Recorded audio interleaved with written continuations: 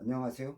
김경수 목사입니다. 오늘은 첫째부터 여섯째 천사가 나팔을 불었을 때 벌어지는 상황에 대해서 함께 살펴보겠습니다.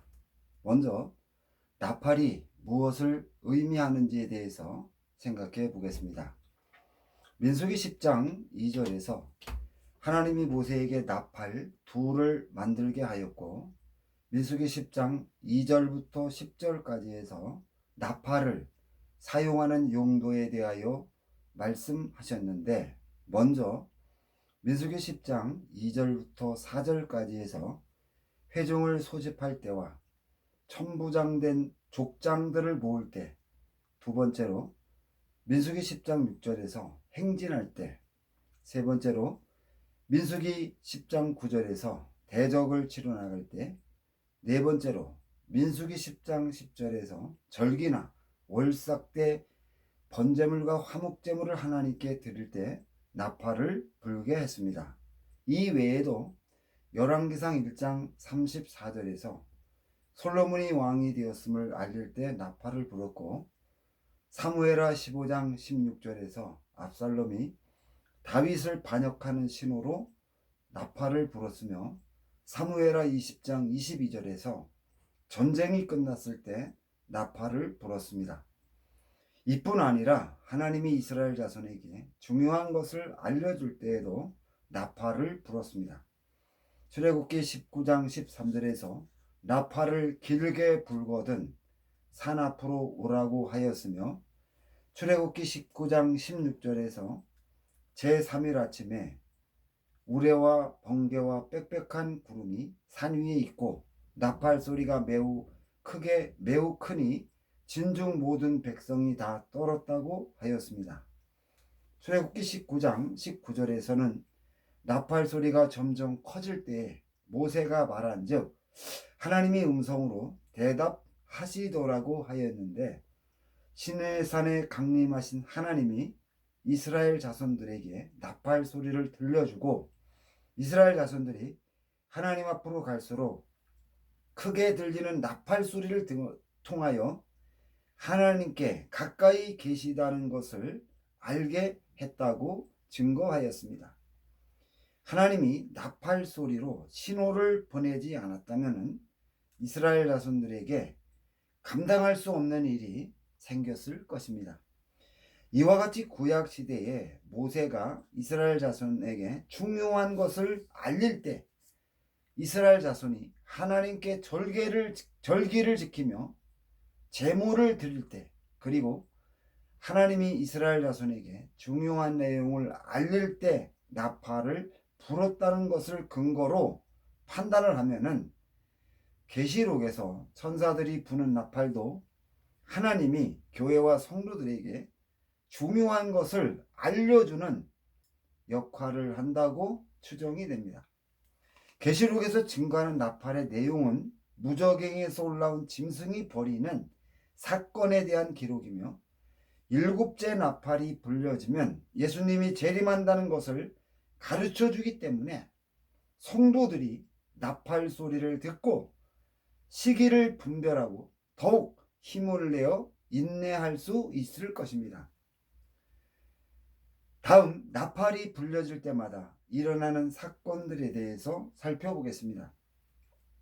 계시록 8장 1절에서 어린 양이 일곱째 인을 떼실 때 하늘이 반시 동안쯤 고요했다고 하였는데, 본절에서 반시 동안이란 말은 짧은 시간을 의미하며, 고요했다는 것은 마치 태풍 전야와 같이 겉으로 보기에 평온했다는 뜻으로 나팔 소리와 함께 임하는 나팔 재앙의 긴박함을 강조하고 있습니다.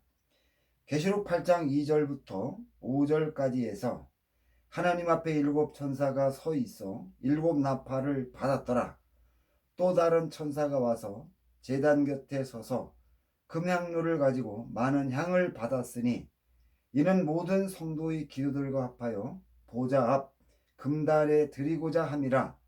향연이 성도의 기도와 함께 천사의 손으로부터 하나님 앞으로 올라간다고 증거하였는데, 본절에서 천사가 받은 많은 향은 천사들이 향을 살라 하나님을 경배할 때 사용하는 것으로 가리키며, 이때 모든 성도들의 기도도 함께 하나님께 드려진다고 하였습니다.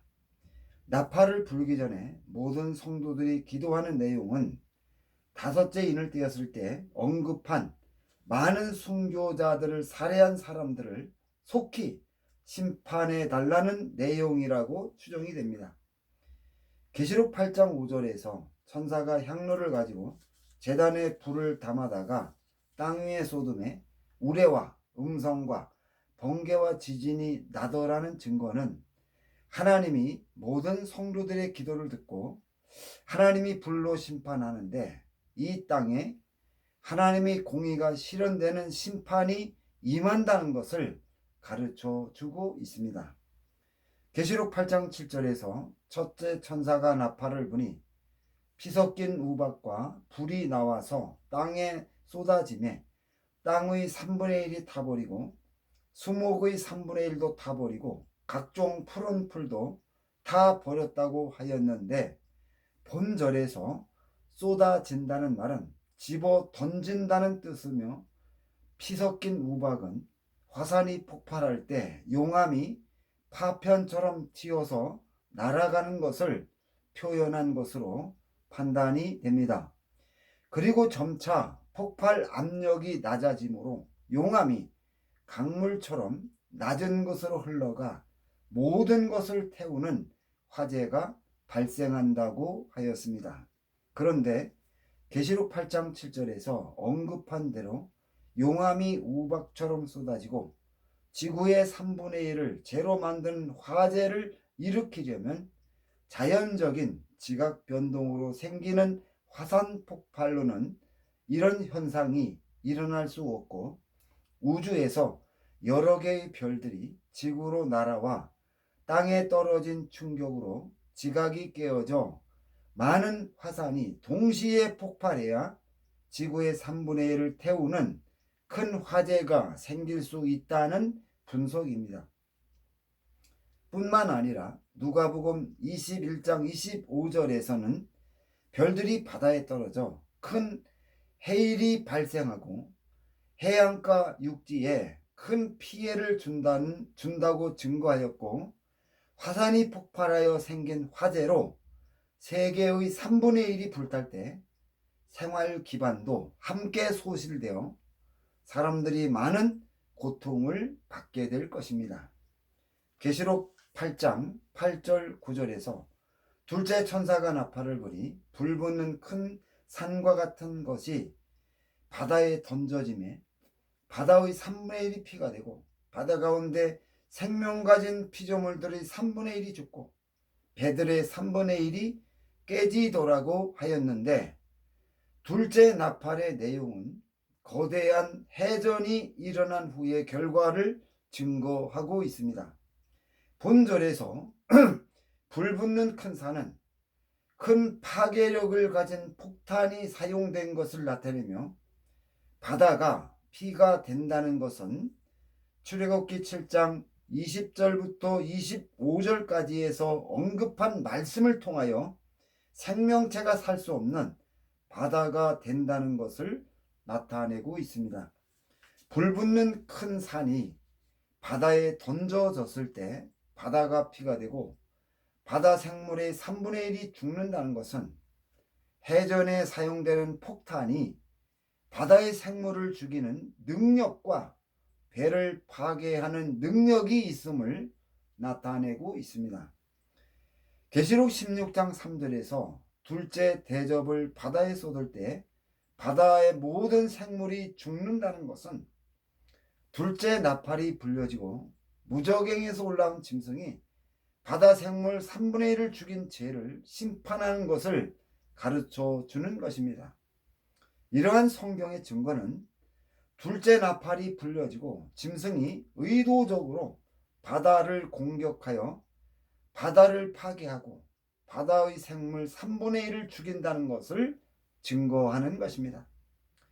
무저갱에서 올라온 짐승이 의도적으로 바다를 공격하여 바다 생물의 3분의 1이 3분의 1을 죽이고 배의 3분의 1을 파괴시킨다는 것은 바다에 그 나라의 경제를 유지시켜주는 중요한 시설이 있다는 것과 이러한 시설을 재건할 수 없도록 철저하게 파괴시킨다는 것을 가르쳐 주는 것입니다.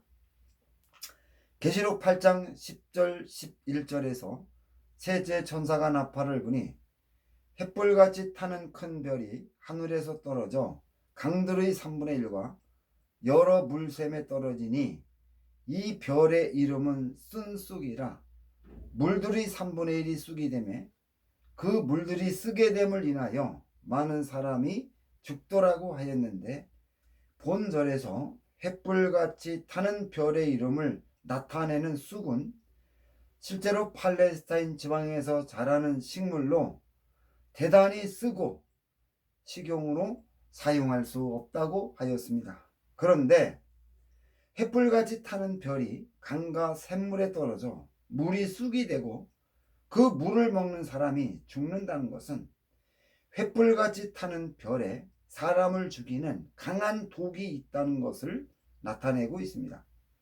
계시록 16장 6절 7절에서 셋째 대접 심판을 마쳤을 때 물을 차지한 천사와 순교자들이 저희가 성도들과 선지자들의 피를 흘렸기 때문에 심판을 받는 것이 마땅하다고 언급한 것은 셋째 나팔을 불었을 때 무저갱에서 올라온 짐승이 치명적인 독으로 강물의 3분의 1과 많은 샘물을 오염시켜 그 물을 먹은 많은 성도들을 죽였기 때문에 대접 심판이 임한다는 것을 가르쳐 주고 있습니다. 그러므로 셋째 나팔은 무저갱에서 올라온 짐승이 전 세계에서 많은 그리스도인들이 살고 있는 지역에 흐르는 강물을 오염시켜 성도들을 학살한다는 것이며, 무저갱에서 올라온 짐승이 무자비하게 그리스도인들을 학살하기 때문에 계시록 11장 6절에서 두 증인이 권세를 가지고 하늘을 닫아 그 예언을 하는 날 동안 비 오지 못하게 하고, 또 권세를 가지고 물을 변하여 피되게 하고 아무 때든지 원하는 대로 여러 가지 재앙으로 땅을 침으로 무저갱에서 올라온 짐승의 손에서 그리스도인들을 지킬 것으로 판단이 됩니다. 계시록 8장 12절에서 넷째 천사가 나팔을 부니 해 3분의 1과 달 3분의 1과 별들이 3분의 1이 타격을 받아 그 3분의 1이 어두워지니 낮 3분의 1은 비침이 없고 밤도 그러하더라고 하였는데, 예수께서도 마태복음 24장 29절에서 그날 환난 후에 즉시 해가 어두워지며 달이 빛을 내지 아니하며 별들이 하늘에서 떨어진다고 말씀하셨습니다. 계시록 8장 12절에서 타격을 받는다는 것은 큰 충격을 받는다는 뜻입니다. 마태복음 24장 29절에서 예수께서 재림하실 때 하늘의 권능들이 흔들린다고 하였는데, 하늘의 권능은 우주의 몸체를 의미합니다. 따라서 계시록 8장 12절은 해와 달과 별들이 큰 충격을 받아서 해와 달이 빛을 잃게 된다는 것을 나타내고 있습니다. 이러한 성경의 증거는 무저갱에서 올라온 짐승이 시간을 바꾸기 위하여 우주의 본체에 충격을 주므로 해와 달과 별들이 빛을 잃게 된다는 것을 가르쳐 주는 것입니다. 그리고 계시록 8장 13절에서 내가 또 보고 들으니 공중에 날아가는 독수리가 큰 소리로 이르되 땅에 사는 자들에게 화가 있으리니 이는 새 천사들이 부려야 할 나팔 소리가 남아 있다고 하여 독수리가 땅에 거하는 자들에게 천사가 불 3번의 나팔이 남았다고 알려주는 메신저 역할을 하였는데, 독수리가 큰 소리로 화를 3번 외치면서 화가 있을 것이라고 말한 것은 앞으로 땅에 3번의 화가 임한다는 것을 강조하는 것입니다. 다섯째 나팔에 대해서 살펴보겠습니다. 계시록 9장 1절에서 다섯째 천사가 나팔을 불매 내가 보니 하늘에서 땅에 떨어진 별 하나가 있는데 저가 무저갱의 열쇠를 받았다라고 하였는데 본절에서 하늘에서 땅에 떨어진 별이 미가엘 천사단과 전쟁에서 패하고 땅으로 쫓겨난 용을 가리킨다고 이미 앞에서 살펴보았습니다.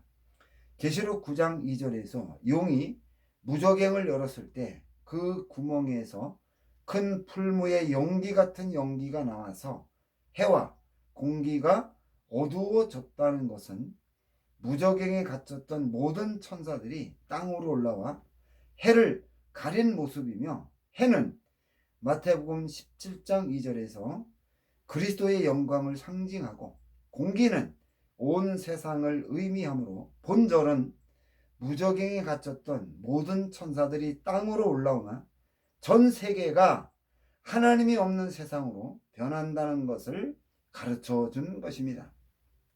무저갱에 갇혀 있는 모든 천사들이 땅 위로 올라와 그들이 무저갱에 갇히기 전에 가졌던 나라와 영광을 회복하려 하기 때문에 수많은 전쟁이 일어나고 흉악하고 끔찍한 일들이 세계 도처에서 많이 일어나므로 마태복음 24장 8절에서 예수님이 재난의 시작이라 말씀하셨다고 판단이 됩니다. 계시록 9장 3절에서 또 황충이 연기 가운데로부터 땅 위에 나오매 그들이 땅 위에 있는 정갈의 권세와 같은 권세를 받았더라는 증거에서 정갈은 누구를 가리킵니까? 누가복음 10장 19절에서 예수님이 뱀과 정갈이 하나님을 대적하는 원수라고 말씀하셨는데 뱀과 정갈은 모양과 특성이 완전히 다른 독립적인 존재입니다. 그런데 지금 현재 뱀은 마귀를 상징하지만 정갈은 그 모습을 드러내지 않고 예수님이 재림하는 시기에 등장한다고 언급하였습니다. 이러한 성경의 증거는 어린 양이 재림하는 시기에 하나님을 대적하는 뱀과 정갈이 함께 등장한다는 것을 가르쳐 주고 있습니다. 다니엘서 7장 8절에서 다른 작은 뿔이 그 사이에서 나더니 첫 번째 뿔 중의 새지 그 앞에서 뿌리까지 뽑혔으며 이 작은 뿔에는 사람의 눈 같은 눈들이 있고 또 입이 있어 큰 말을 하였더라고 언급하여 무저갱의 사자가 새 뿔이 부속된 후에 눈과 입을 가진 독립된 존재로 활동한다는 것을 증거하며 계시록 9장 1절부터 11절까지 해서 정갈이 무저갱에서 올라온 짐승인 적그리스도를 상징한다는 것을 나타내고 있습니다. 계시록 9장 3절에서 황충이 무저갱에 갇혀있는 천사들 사이에서 나오지만 영물이 아닙니다. 만약에 황충이 영물이라면 사람들의 눈에 띄는 무장을 하고 사람들을 직접 공격하여 해를 가할 수 없을 것입니다. 계시록 9장 7절에서 황충은 전쟁을 위하여 예비한 말들 같다고 했으며 계시록 9장 9절에서 철 흉갑 같은 흉갑이 있고 여러 개의 날개가 있으며 계시록 9장 10절에서 정갈과 같은 꼬리와 쏘는 살이 있다는 증거는 황충이 전쟁을 위하여 만들어진 무기라는 것을 나타내며 황충이 연기 가운데서 올라왔다는 것은 무저갱에서 올라온 천사가 지혜를 주어서 만들었다는 것을 나타내는 것입니다. 그리고 계시록 9장 3절에서 황충이 땅에 있는 정갈의 권세와 같은 권세를 받았다는 것은 황충이 무저갱에서 올라온 짐승의 분신인 것을 나타내며 계시록 9장 3절에서 증거하는 황충의 기능을 보면은 인공지능을 탑재하여 전쟁을 위하여 제작된 로봇으로 그 시대의 가장 우수한 성능을 가진 최강의 전투 로봇이라고 판단이 됩니다. 황충의 특징을 살펴보면은 계시록 9장 7절에서 황충의 모양은 전쟁을 위하여 예비한 말들 같다고 하였는데, 이 말은 황충이 말처럼 빠른 기동력을 가지고 전쟁을 위하여 만들어졌다는 것을 나타내고 있습니다. 두 번째로 계시록 9장 7절에서 그 머리에 금 같은 면류관 비슷한 것을 썼다는 증거는 황충이 적그리스도를 위하여 큰 공을 세웠다는 것을 나타내며, 세 번째, 황충의 얼굴이 사람의 얼굴과 같다는 것은 사람처럼 지능을 가졌다는 것을 나타내고, 네 번째로 계시록 9장 8절에서 여자의 머리털 같은 머리털이 있다는 것은 여자의 아름다움을 가졌다는 것을 나타내며, 다섯째로 계시록 9장 8절에서 그 이가 사자의 이 같다는 것은 사자의 이로 사냥감을 물었을 때 빠져나갈 수 없듯이 뛰어난 공격성을 가졌다는 것을 나타내고, 여섯째로 계시록 9장 9절에서 철 흉갑 같은 흉갑이 있다는 것은 적의 공격으로부터 자신을 완전히 방어할 수 있는 능력을 가진 모습이며, 일곱째로 계시록 9장 9절에서 그 날개의 소리는 병거와 많은 말들이 전쟁으로 달려가는 소리와 같다는 것은 황충이 날 수 있는 능력을 가졌고, 날아갈 때 호전적이고 시끄러운 소리를 내어 상대방이 싸우려는 의지를 꺾는다는 것을 나타내며, 여덟째로 계시록 9장 10절에서 정갈과 같은 꼬리와 살이 있어 그 꼬리에는 5달 동안 사람들을 해하는 권세가 있다고 하였는데, 이 말은 황충의 공격을 받으면 5달 동안 꼼짝 못하고 고통을 받는다는 것을 나타내며, 이러한 도구로 무장하고 있다는 것을 가르쳐 주고 있습니다. 아홉째로 계시록 9장 11절에서 저희에게 임금이 있으니 무저갱의 사자라는 증거는 황충이 무저갱에서 올라온 짐승의 뜻대로 움직인다는 것을 나타내고 있습니다. 계시록 9장 4절부터 6절까지에서 땅의 풀이나 푸른 것이나 각종 수목은 해하지 말고 오직 이마에 하나님의 입맞지 아니한 사람들만 해하라 하시더라. 그러나 그들을 죽이지는 못하게 하시고 5달 동안 괴롭게만 하게 하시는데, 그 괴롭게 함은 정갈이 사람을 쏠 때에 괴롭게 함과 같더라. 그 날에는 사람들이 죽기를 구하여도 얻지 못하고 죽고 싶으나 죽음이 저희를 피한다고 하였는데, 본절에서 하나님의 입맞지 아니한 사람들은 첫째 짐승에게 경배하는 사람들을 가리키며, 황충이 첫째 짐승을 경배하는 짐승의 나라 사람들을 공격하는 것은 무저갱에서 올라온 짐승과 바다에서 나온 짐승을 섬기는 사람들 사이에 심각한 갈등이 생겼다는 것을 나타내고 있습니다.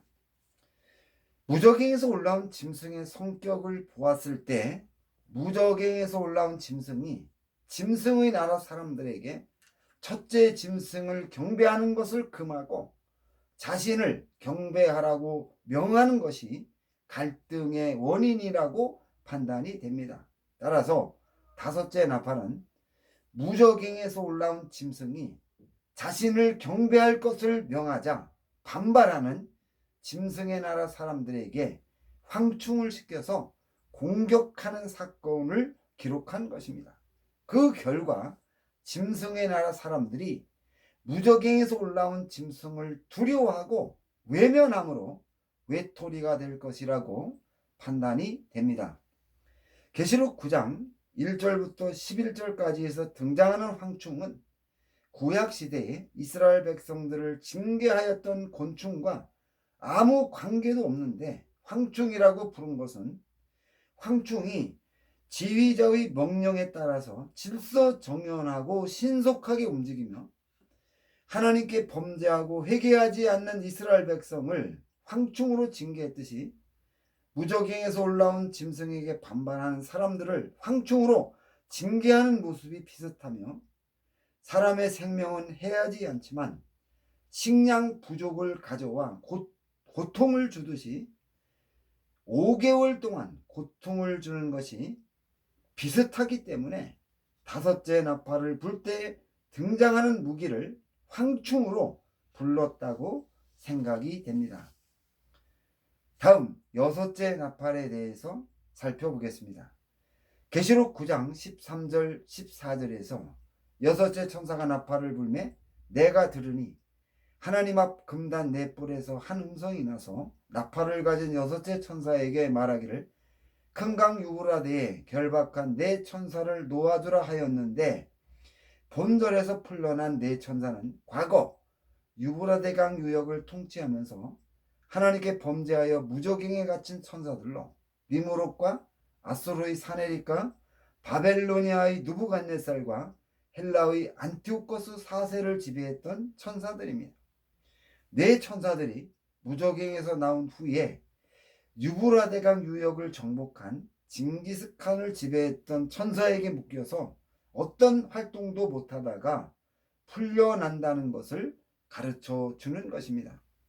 여섯째 나팔이 불려지고 계시록 9장 15절에서 네 천사가 놓였으니 그들은 근년 시에 일시에 이르러 사람 3분의 1을 죽이기로 준비한 자들이란 증거는 풀려난 네 천사가 여섯째 나팔이 불리고 일어나는 전쟁의 중심이 된다는 것을 나타내고 있습니다. 계시록 9장 16절에서 마병대의 수는 2만만이니 내가 그들의 수를 들었다고 하였는데 2만만을 문자적으로 계산하면 2억이며 2억의 마병대가 동원되는 이번 전쟁은 전 세계가 관련된다는 것을 나타내고 있습니다. 계시록 9장 17절부터 19절까지에서 이 같은 환상 가운데 그 말들과 그 위에 탄 자들을 보니 불빛과 자줏빛과 유황빛 호심경이 있고 또 말들의 머리는 사자 머리 같고 그 입에서는 불과 연기와 유황이 나오더라. 이 세 재앙 곧 자기들의 입에서 나오는 불과 연기와 유황으로 말미암아 사람 3분의 1이 죽임을 당하니라. 이 말들의 힘은 입과 꼬리에 있으니 꼬리는 뱀 같고 또 꼬리에 머리가 있어 이것으로 해하더라고 하였는데 본절에서 말들과 그 위에 탄 자들을 보니 불빛과 자줏빛과 유황빛 호심경이 있다는 것은 말과 말을 탄 자가 적의 공격으로부터 완전하게 방어할 수 있는 방어 체제를 갖추었다는 것을 나타내며 말들의 머리가 사자 머리 같다는 것은 사자가 뛰어난 사냥 능력을 가졌듯이 치명적인 무기로 무장하고 있다는 것을 나타내며 그 입에서 나오는 불과 연기와 유황으로 말미암아 사람 3분의 1이 죽임을 당한다는 것은 사자의 입에서 뿜어낸 불과 연기와 유황이 뛰어난 살상력을 가졌다는 것을 나타내고 불과 연기와 유황을 새 재앙으로 말한 것은 천재의 집안처럼 사람의 힘으로 도저히 방어할 수 없어서 붙여진 것이라고 판단이 됩니다. 또 말들의 힘은 입과 꼬리에 있으니 꼬리는 뱀 같고 또 꼬리에 머리가 있어 이것으로 해하더라고 하는 증거는 입에서 불과 연기와 유황이 나와 사람을 죽이듯이 말의 꼬리도 같은 기능이 있다는 뜻이며 꼬리에 머리가 있다는 것은 꼬리가 말을 움직이는 머리 역할을 한다는 것을 나타내고 있습니다.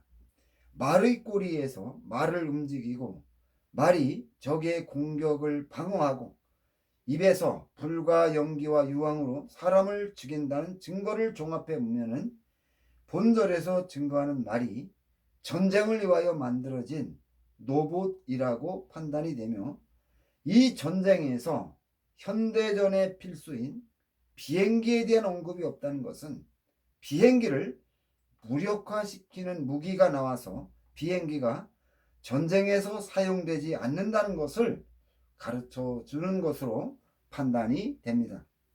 계시록 9장 20절 21절에서 이 재앙에 죽지 않고 남은 사람들은 손으로 행한 일을 해겠지 아니하고 오히려 여러 귀신과 또는 보거나 듣거나 다니거나 하지 못하는 금, 은, 동과 목석의 우상에게 절하고 또 그 살인과 복술과 음행과 도둑질을 회개하지 아니하더라고 하였는데, 본절에서는 살아남은 사람들이 자신의 손으로 행한 일을 회개하지 않는다는 것은 이 전쟁이 그동안 행하여 온 죄에 대한 심판임을 증거하는 것이며, 자신들이 범한 죄에 대하여 심판을 받았음에도 회개하지 않는다는 것은 그들이 영토를 정복하면서 범한 죄를 죄로 생각하지 않는 뻔뻔한 사람들이라는 것을 나타내고 있습니다.